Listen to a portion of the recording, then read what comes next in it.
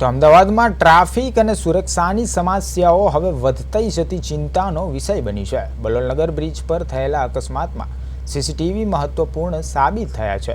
જ્યાં પ્રદેશ 24 ગુજરાતીની ટીમ દ્વારા પોલીસને પૂરતી વિગતો અને ફૂટેજ આપવામાં આવ્યા હતા।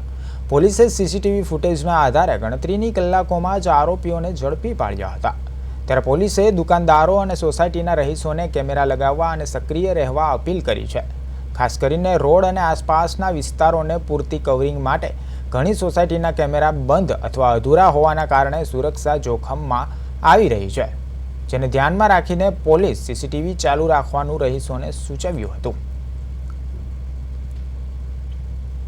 અમદાવાદમાં ટ્રાફિકની સમસ્યા પણ વધી રહી છે ને એક બાદ એક જે ગુના હોય તે પણ વધી રહ્યા છે, પરંતુ પોલીસ દ્વારા જે છે તે ગુનો થાય તે પહેલાં જે સીસીટીવી કેમેરા હોય છે તે લોકોને ન્યૂ રાણીપ વિસ્તાર હોય, વંદે માતરમ વિસ્તાર હોય કે અમદાવાદનો અનેક વિસ્તાર, કોઈ પણ વિસ્તાર હોય તે વિસ્તારમાં જઈને લોકોને સમજાવવામાં આવે છે કે તમે જે સીસીટીવી દુકાનદાર હોય કે અન્ય કોઈ જ્વેલર્સ હોય કે અન્ય કોઈ પણ દુકાન હોય તેની બહાર સીસીટીવી જો લગાવવામાં આવે તો પ્રાઇમિસીસ જે દુકાનની હોય છે તે તો અંદર કવર થાય, પરંતુ જે રોડ રસ્તા હોય તે પણ કવર થાય। કારણ કે કોઈ બનાવ બને તો જે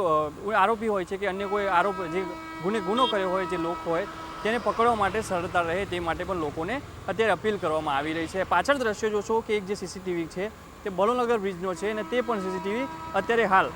જોવામાં આવે તો જે સીસીટીવી છે તે અગાઉ એક બનાવ બન્યો હતો કે એક સ્વિફ્ટ જે કાર ચાલક હતા તેમને એક દંપતીને અડફેટે લીધું હતું, પરંતુ સીસીટીવી ત્યારે પણ બંધ હતો ને હજી પણ બંધ જોવા મળી રહ્યો છે। એટલે ક્યાંક ને ક્યાંક જે પોલીસ વિભાગ છે તેમની પણ ખામીઓ જે છે તે જોવા મળી રહી છે અને મ્યુનિસિપલ કોર્પોરેશન દ્વારા અમુક જે જગ્યાએ જે કેમેરાઓ લગાવવામાં આવ્યા છે તેની પણ ક્યાંક ને ક્યાંક એવી જે ભૂલ હોય તે જોવા મળી રહી છે। અત્યારે ન્યૂ રાણીપ વિસ્તાર, વંદે માતરમ વિસ્તારના આપણે જે દ્રશ્યો છે તે જોવા મળ્યા છે। તેની વાત કરીએ તો પાછળ પણ એક સીસીટીવી જે છે તે તમે પાછળ સીસીટીવી જે જોઈ શકશો કે તેને લઈને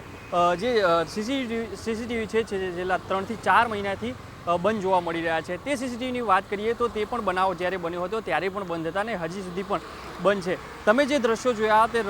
બલોલનગર બ્રિજ જે છે તેના છે અને ત્યારબાદ જે ન્યૂ રાણીપ હોય, વંદે માતરમ હોય ત્યાંના પણ સીસીટીવી જે હોય છે, જે દુકાનદાર હોય છે તેમની પ્રાઇમિસીસ જે હોય છે તેની અંદર રાખતા હોય છે, પરંતુ પોલીસ દ્વારા અપીલ કરવામાં આવી રહી છે આવું ના કરો અને જે ગુનેગાર હોય તેમની ઓળખ માટે અમને સરળતા રહે તો અમારી પણ મદદ કરો। કેમેરામેન પ્રવીણ દવે સાથે સ્મિત ઉપાધ્યાય।